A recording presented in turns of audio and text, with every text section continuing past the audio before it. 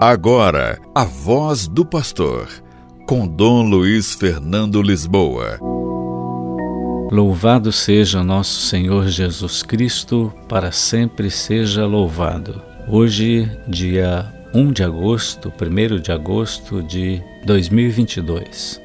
Nesse final de semana, eu tive a alegria de crismar cerca de 330 jovens e adultos, 150 mais ou menos dos quais nas paróquias Sagrados Corações de Cachoeiro de Itapemirim e outros 180 na paróquia Nossa Senhora da Penha de Castelo. Uma alegria muito grande, percebi nas duas ocasiões, nas duas paróquias, que na verdade foram 4 celebrações, 2 em cada, que os jovens, as pessoas que se apresentaram para o sacramento da Crisma estavam bem preparadas. Me chamou muito a atenção, na paróquia dos Sagrados Corações, eu crismei uma senhora, Dona Celcina, com 94 anos. E ela depois deu o testemunho que foi o dia mais feliz da vida dela. 94 anos. É um grande exemplo para jovens e adultos,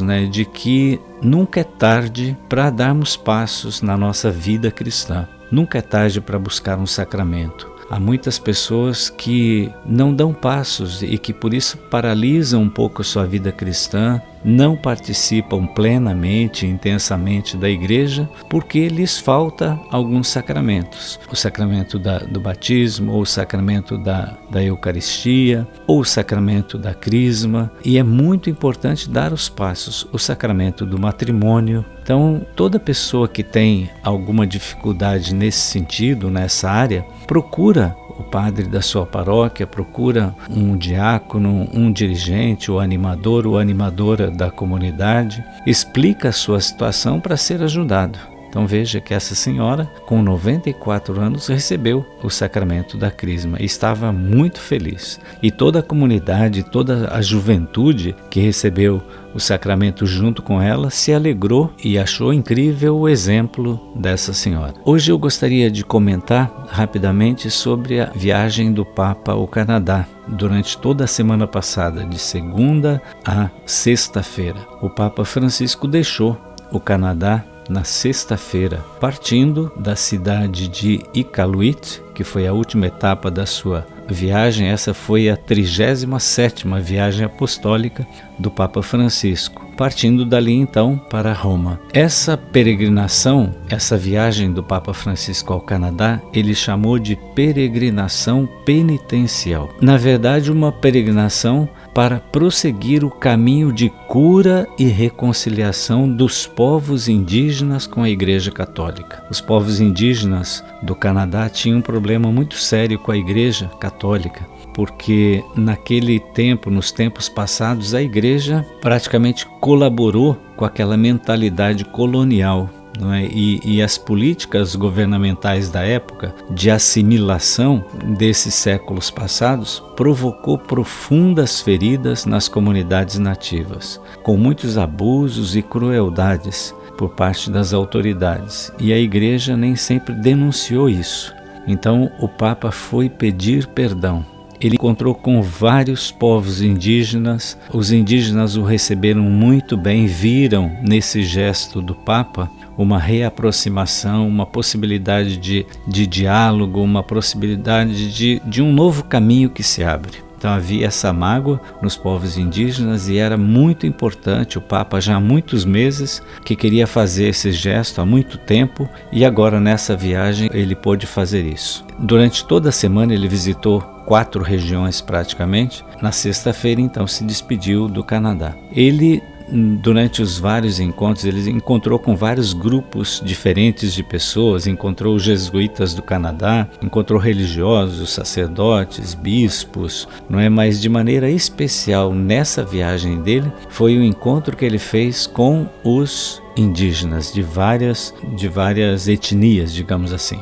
Ele reafirmou que foi várias vezes que não foi ao Canadá como turista, mas como amigo para encontrar os indígenas, para vê-los, para ouvi-los, para aprender com eles, para saber como vivem as populações, não é? Disse o Papa assim: vim como irmão, para descobrir pessoalmente os frutos bons e maus produzidos pelos membros da família católica local no decurso dos anos. Vim com espírito penitencial para lhes manifestar o pesar que sinto no coração pelo mal que não poucos católicos lhes causaram, apoiando políticas opressivas e injustas aplicadas a vocês. Então, eu penso que esse passo importante que o Papa deu é fundamental para restituir esse diálogo, para que os indígenas, e lá são muitos indígenas que professam a religião católica, mas havia essa mágoa, e alguns não professavam por causa disso.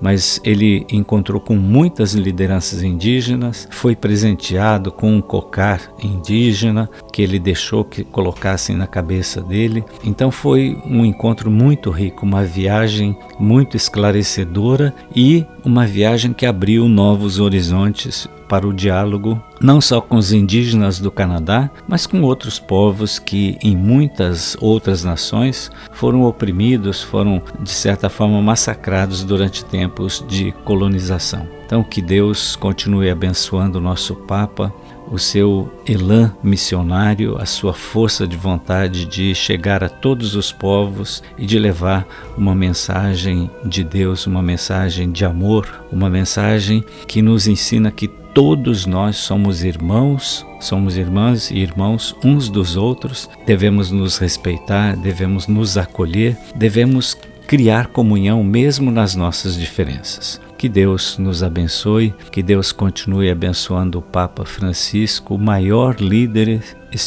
espiritual, líder mundial desses últimos tempos. O Senhor esteja convosco, Ele está no meio de nós. Abençoe-vos o Deus Todo-Poderoso, o Pai e o Filho e o Espírito Santo. Amém. A Voz do Pastor, com Dom Luiz Fernando Lisboa.